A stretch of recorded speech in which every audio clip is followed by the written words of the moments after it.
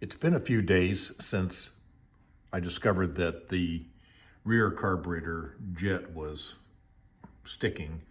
So the jet has been removed, and in that process, where it connects to the bottom of the fuel bowl, the seal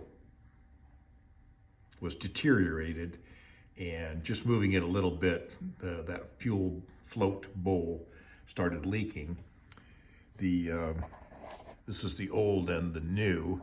The old one has got a little pink ring around it. The new one does not have that. And that corresponds to, on the front one, there's I'll call it green. It's kind of a green blue.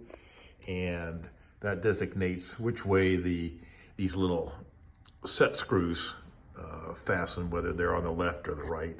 So if you're replacing jets, you need to get the proper left or right one. So this morning, I will be resetting the position of the jets so that I can center the needles in the SU carburetors, and we'll start adjusting those and getting them ready to go back on the car. So the first step is to, I'm going to test fit the new jet into the bottom of the fuel bowl, make sure everything goes right, and then we'll start assembly. I've started the carburetor setup process using the Haynes manual, shop manual, by by centering the jet, and then winding the jet adjusting nut all the way until the jet is at the top of the internal flat portion of the carburetor throat. And then that, if it's adjusted correctly, the carburetor should just go up and then come back with a nice clunk. It's kind of resting on its backside, so it's not full. There we go, nice little clunk, and that indicates that the needle is centered in the jet, and the jet is fully seated up in there, so that needle will go all the way to the bottom of the jet. At that point, I can adjust the jet down 12 flats or 2 full turns as a starting procedure. Over on the back carburetor, we're putting in the new jet, and it'll get connected. Feed tube will get connected over here at the bottom of the float.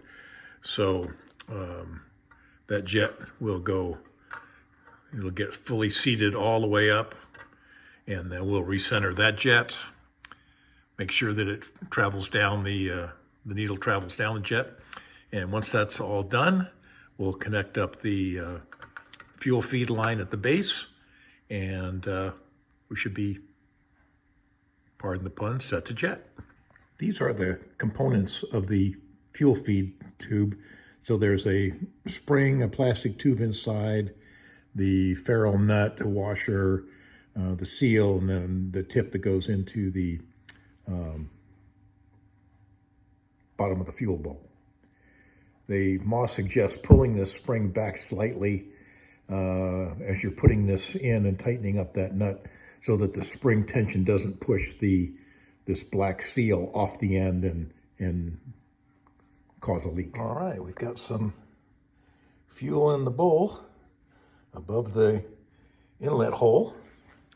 And looking down underneath, I've just got that snugged up, and don't see any leaks. I'll probably give it another little bit of a turn. No leaks anywhere along the line.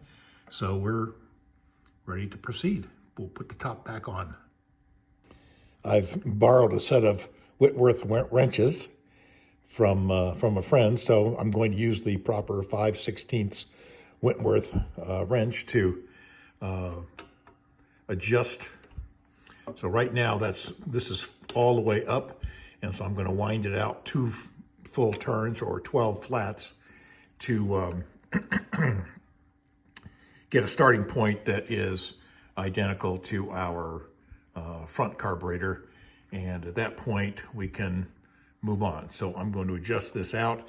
When we're down, this will have moved down 2 full turns, and we'll have that red mark in the front again.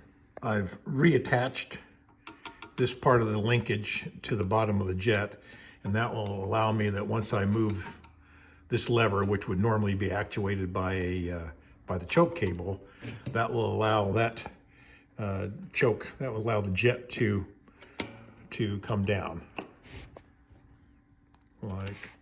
like so.